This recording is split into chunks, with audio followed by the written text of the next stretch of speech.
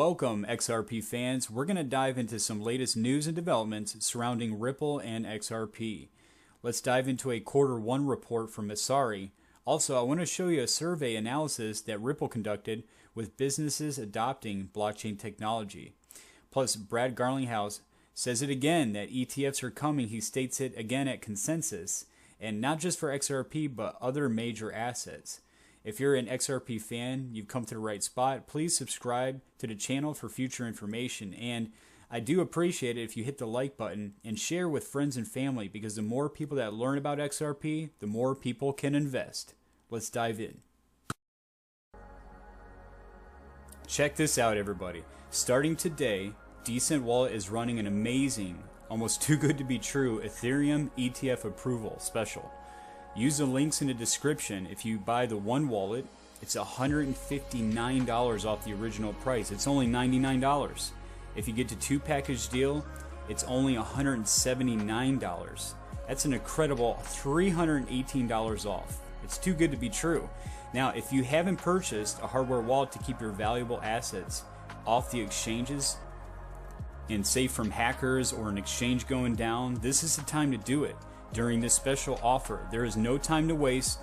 The event ends June 2nd. Enjoy. Let's start by diving into this document from Ripple. A glowing set of leaders in finance expect blockchain and crypto to boost customer experiences, from emerging utility and increasing adoption to regulatory progress. Explore how global payment leaders are thinking about crypto. Let's dive in.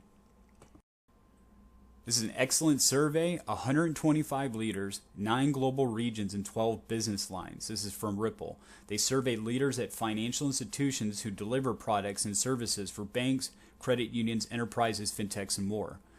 They've revealed their blockchain and crypto use below. So their excitement about emerging utility. Enterprises are deploying blockchain and crypto in additional ways. Big benefits beyond just cost. There's 58%. Highlight more processing transparency, 56%, emphasize faster resolution settlement times, 55%, cite lower costs of international payments.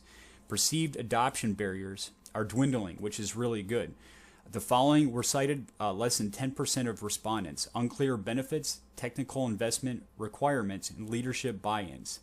Regulatory progress, the last adoption hurdle. 64% of those not using cryptocurrency for payments cite a lack of regulatory clarity, but ambitions are there. Only 28% don't let customers make crypto payments and or aren't considering it. That's a small number. It's getting smaller. That's definitely good.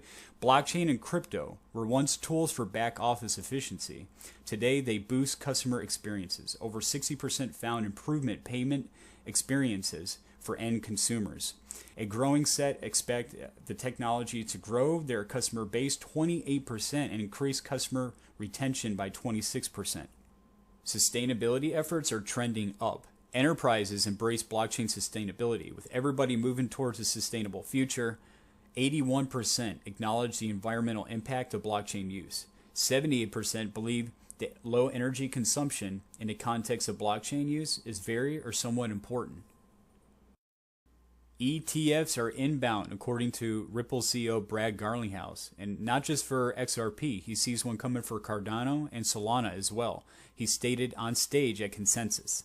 He states he thinks it's just a matter of time. It's inevitable. There's going to be an XRP ETF, there's going to be a Solana ETF, and there's going to be a Cardano ETF, and that's great, he said. Recently, Ether ETFs made abrupt and unexpected progress, with key filings being approved by the U.S. Securities and Exchange Commission. Final approval is needed before they can begin trading. Cathie Wood, the CEO of ARK Invest, also said during Consensus that these Ether ETFs were approved because crypto is now an election issue. Garling has said that there will be a significant regulatory approval process before these are approved, but in the end there will be speed bumps. Garlinghouse also railed against what he perceives as lack of regulatory clarity from Washington. Gary Gensler has been called to Congress, and when asked if Ether is a security, he won't answer the question. Yet he insists that the rules are very clear and don't need updating, he said. In 2022, the SEC kept confidential emails and notes from William Hinman's 2018 speech, which declared Ether not a security. Ripple sued by the SEC obtain access to these redundant documents, revealing extensive internal SEC discussions about Ether's status as a security. The U.S., the world's largest economy, represents, in Garlinghouse's opinion, the bottom decile of regulatory. All right, now onto some growth of the XRP ledger. We have the Q1 2024 report. This is from Masari. Payments have increased by 350% quarter to quarter to $2 million per day due to inscriptions. This activity began in late Q4 and cooled down by the end of this quarter. The AMM went live at the end of the quarter, while DEX volumes on the CLOB increased 41%. A USD peg stablecoin was announced that will launch on both the XRP ledger and Ethereum using XRPL native functionality and ERC20 token standards. Respectively, new features such as the clawback function help asset issuers remain compliant. The Axelar bridge integration and new stablecoin can serve as liquidity catalysts for the new AMM and upcoming tokenized assets from RWA projects like Zonix. Ripple 2.0 was released in January. It proposed amendments for a cross-chain bridge, XLS38, DIDs, XLS40, and 2 other amendments for the community to vote on. XRP Ledger has been running for over a decade, offering cross-currency and cross-border payments and tokenization, among other features. Core value propositions of the XRP Ledger include fast and cheap transactions relative to other currency-focused networks, and native functionalities such as tokens, NFTs, a decentralized exchange, escrow functionality, embedded compliance, and token management. With these capabilities, the XRP Ledger can execute many of the same functions as other networks. NFT stablecoins, synthetic assets, and other markets found on programmable settlement layers are available on the XRPL as native functionality and composability through enshrined mechanisms such as CLOB and AMM. The XRP Ledger base layer doesn't currently support arbitrary smart contracts, which was a deliberate design choice to prioritize security and stability through simplicity. However, the community is actively exploring ways to introduce advanced scripting functionality, such as through solutions like hooks, additionally alternative execution environments via sidechains, and additional functionality and use cases to the overall ecosystem. The XRP Ledger is supported by various development groups and individuals, including Ripple, XRPL Foundation, XRP Labs, and Zum, and XRPL Commons. It provides digital payment infrastructure not just for individuals, but also for existing financial entities, such as commercial banks and fintechs, with the community's deep interest in B2B and B2C solutions for finance. For network activity increased by nearly all measurements in the first quarter of this year. Overall active addresses and transactions increased 37% and 113% quarter on quarter, respectively. Much of the transaction activity actually came from a relatively small group of accounts sending transactions to one single account. Over 30 million transactions were sent to a single account by a group of 45,000 accounts for inscription-related activity. Inscriptions are a transaction type popularized by Bitcoin in early 2023, which have popped up on almost every other large network since, even causing outages from high activity volumes. XRP Ledger peaked at over 80 transactions per second for an entire day. 6.9 million total transactions on December of last year, but did not experience networking issues.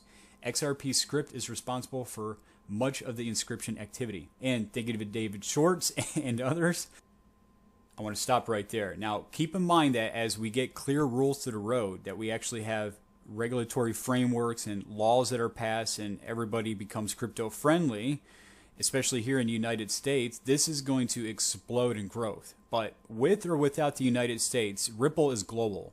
They're going global. So the number of accounts increased by 150,000, driving total accounts up 3.1% to 5.15 million in the first quarter. New addresses over the quarter decreased by 12.4% quarter on quarter to 183,000. This quarter on quarter decrease is because unusually high amount of addresses created in quarter 4. When the inscription activity began, on an annual scale, quarterly new addresses increased by almost 30% from quarter 1 2023 to quarter 1 of this year. Deleted addresses increased by 55.9%, 33,000. The deletions came as inscription activity died down. Account creations and deletions are meaningful on the XRP ledger, unlike on most networks, as accounts require a deposit to be created, which can be reclaimed after deleting the account. As such, XRP ledger's account metrics are more reliable than other networks where account creations can easily be spammed at zero cost. This document is pretty long, so I'm going to put it in the description so you can go through it. 6 new transaction types were introduced in the first quarter: clawback, AMM vote, AMM deposit, AMM create, AMM withdrawal, and AMM bid. These transactions did not see much usage in the first quarter, as they're almost all related to automated market maker, which went live at the end of this quarter. The exception was the clawback transaction, which saw sustained use since launch. Let's check out DeFi. The total market cap of fungible tokens known as issued currencies decreased 16% quarter on quarter to $142 million. There are over 3,300 listed assets on the XRP ledger, but the top token solo accounted for 42% of the total market cap. Combined, the top 3 tokens accounted for 65% of the total market cap. The top tokens on the XRP ledger by market cap were as follows. Sologenic had $59.8 million in market cap and almost 230,000 holders. Solo is primarily used to pay transaction fees on the Sologenic gateway. You also have Corium. Core had $16.8 million in market cap and 52,000 holders. Core is a native token on the Corium sidechain, was also developed by Sologenic. GateHub, fifth, had $15.4 million in market cap and 26,000 holders. GateHub fifth is a wrapped version of Ether provided by GateHub.